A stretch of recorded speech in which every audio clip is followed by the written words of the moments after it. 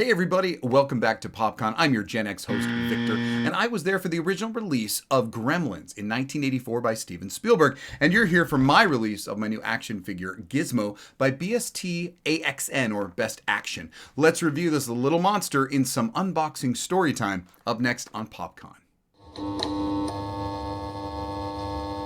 I've sure got a gremlin in my house. It's Gizmo. From Steven Spielberg, 2 years after E.T. and Poltergeist, he gave us a very different kind of terror in 1984. As most of you know, there were two types of gremlins in this film. The devilish, grotesque, demonic type creature that spawns when you don't follow the rules, and the adorable, loyal, singing origins of that monster, the Mogwai, which I have here. Gizmo, the real star of the movie, was freaking adorable, and everybody wanted their own Mogwai.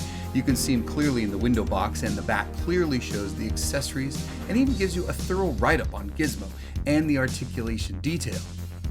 Now, loyal subjects, if you haven't heard of them, they're a leader in 3-inch vinyl figures. Well, mine is not 3 inches. In 2020, they introduced BST AXN, pronounced Best Action, launching a 1/15th scale action figure disruptor. That means something to disrupt the status quo in the action figure world. Collectible company Loyal Subjects' new line boasts the best scale, the best features, best assortment, and best quality. And I love this little Easter egg, kind of like Mr. DNA, but the rules of the Mogwai is on the box, are on the box as well. Best Action, get it? Gremlins was unique with the young man lead and not kids or an action star. Audiences weren't quite sure what they were going to get when they went to the theaters. Was it another E.T., a family film, action horror? We just didn't know. It included some very unique camera angles and some shots that emphasized the uncertainty of how to take the film. Comedy or terror? In the end, there was a little of both, and done in a tongue-in-cheek way I always enjoyed. Here they are again on the inside flap, the rules of the Mogwai, just if you forgot. Speaking of common, it wasn't unusual for PG films in the 80s to depict a lot more blood and gore, frightening moments, and even a little brief nudity. People could just take a lot more back then. We were used to it. We didn't think much of it. It was par for the course, and basically, we expected it. Perhaps it was the gap between Pinocchio and the Temple of Doom that might have been too big of a leap. PG-13 wasn't a bad idea, but I don't think Gremlins took us over the edge. Although you'd think so if you watch any younger generation's reaction videos to Gremlins. They act as if this movie was on par with a Rob Zombie film, including that horrid monsters coming attraction. Yikes! However, it may have helped bring in the first, which was, what? Red Dawn. Yeah, that actually ushered in the first PG-13 rating. Oh, don't forget what Gizmo always says. Like PopCon. Well, here we go out of the box. This 5-inch figure looks pretty cool and has this waist articulation that definitely wants you to put it straight up and down to get the colors right. It comes with some accessories from the alternate hands, the trumpet toy, and the paperclip torch. Also, a little Christmas going on as well. We'll take a closer look at each of those individually in just a minute. This movie had it all. The mother was kick-ass in this film, remember? The microwave, the food processor. Another unique female lead was Phoebe Cates. You remember her from Fast Times at Ridgemont High, I bet. Who doesn't? Wow, super easy to alternate those hands, a little bit more open. They have the ones that are closed as well to hold some of the accessories.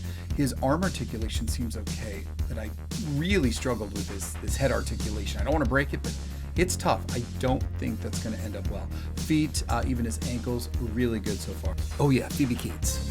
Her side story and her hate of Christmas due to a tragic death of her father in the chimney. What a downer. Oh, did I spoil something? Well, it's been 38 years. You've had time to see it, so get over it. So once again, it does seem to have this great articulation, except in the head. I mean, he can even sit down and his cute little feet do move about. But, just playing with it now, looking through that articulation, how he can pose. Love the shoulders, but this is ridiculous. I don't know if it's because he can't get over his shoulders, the mold of his head. I just don't want to bust it. That barely moves up and down. So right now, that stinks. That is not very cool.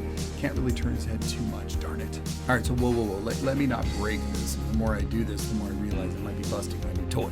So, all right, so you can see that the articulation, the arm and the feet and the waist are pretty good, but that's it. That head's pretty sucky. Here we've got the flaming marshmallow on the paperclip. We have his trumpet to let you know he's coming. He's got the alternate hands. And of course, a little Christmas decor. He has his candy cane and the hat as well. Hey, I hope you're having a great time. And there's plenty more where that came from the greatest pop culture era, the mid-70s to the mid-90s. So please consider subscribing and go ahead, give us a like. Remember, a like from you is helping YouTube show this video to more people, giving them a chance to discover awesome shows like this. Thank you. Is this a Christmas movie? Well, just as much as Die Hard is a Christmas movie for taking place at a company Christmas party, Gizmo is a Christmas gift, so let that debate begin. There's a well-meaning father with supportive family, no ridiculing his failed inventions. Yeah, imagine that today, seeing a positive family dynamic in a film, modern times. Very novel.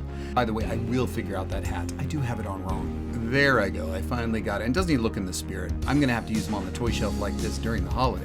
By the way, there's a great scene with the time machine. You have to look for it at the Inventors Convention. It is a hysterical Easter egg, just so funny. So you gotta take a look. There's a lot of these great little things in this film that make it a comedy at the same time. A very terrifying thing is happening at the same time. You know, Gizmo is the innocent victim. Those rules are highly sus. When does after midnight even mean? 5 a.m. it begins again? Sunrise? 12 hours? Okay, hold on. I did want to see how he held his accessories, so I threw on the trumpet.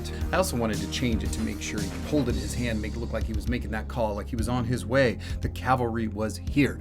Also, he actually looks fantastic holding the paperclip, pencil, burning marshmallow tube, which I think is from Gremlins too.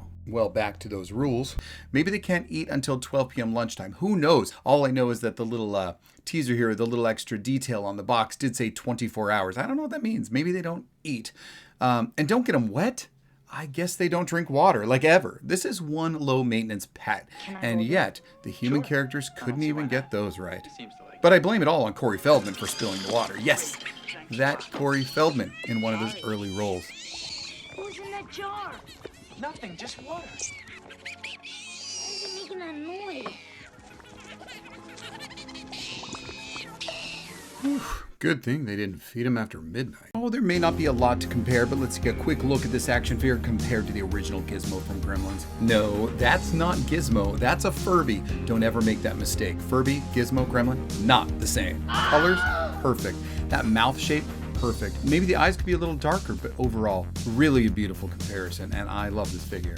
I don't know what took me so long. I knew I needed representation of Gremlins. I knew it wasn't going to be plush, and it couldn't be one of those very small, teeny figures, but I had to decide between Stripe or Gizmo.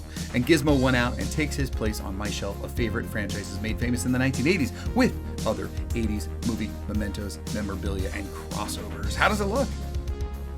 Well, there you have it. I hope you enjoyed the story time. At the same time, I unboxed my new action figure. And this is new. This figure of Gizmo is only within a year or so old. But the merchandising, the merchandising of the original Gremlins, it was huge. Well, and he was adorable, so he was on everything, including cereal.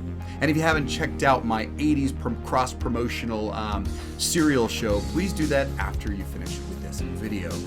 I love the staying power. I think one of my favorite things is that the franchises in the 1980s, they have staying power. Gizmo is still around today, and it is that staying power that keeps the memory alive, keeps that personal, emotional connection. That's what gets you on my toy shelf behind me, right?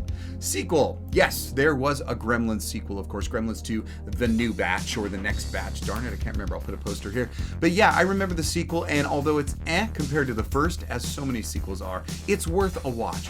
Same actors in it as well, just moving on to the big city. So that is awesome. But what do you think? I mean, that was the last time it stopped there. Besides a few little Gizmo merchandise today. Okay, well, hold on. I would hate myself if I didn't mention this Mountain Dew commercial from just a couple years back. Very cute, brings back Billy and Gizmo, but not as good as the AT&T ET, but let's have a look. Be careful. Gizmo, careful. What?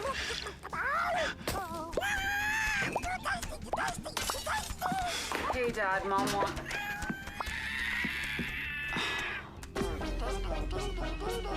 Hey, there isn't a lot out there, but maybe it's time.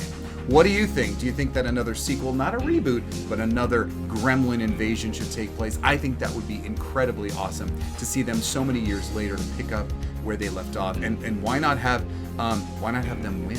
Wait, hold on. Update from San Diego Comic-Con. Ming-Na, BD Wong starring in a reboot, a prequel to Gremlins called Secrets of the Mogwai on HBO Max. And they did announce that Zach Galligan will also be in the show as well. Of course, it's not Billy. This is a prequel, but awesome news. Well, tell me what you think of a new sequel, and tell me what you think of my new Gizmo action figure by BST AXN. I think it looks pretty cool with the rest of my Hollywood memorabilia or my Hollywood franchise crossovers down there as well. So hope to hear from you. Come back and please subscribe to help my channel out. I'd really appreciate it. Until next time. So if your air conditioner goes on the fritz, or your washing machine blows up, or your video recorder conks out, before you call the repairman, turn on all the lights, check all the closets and cupboards, look under all the beds, because you never can tell. There just might be a gremlin in your house.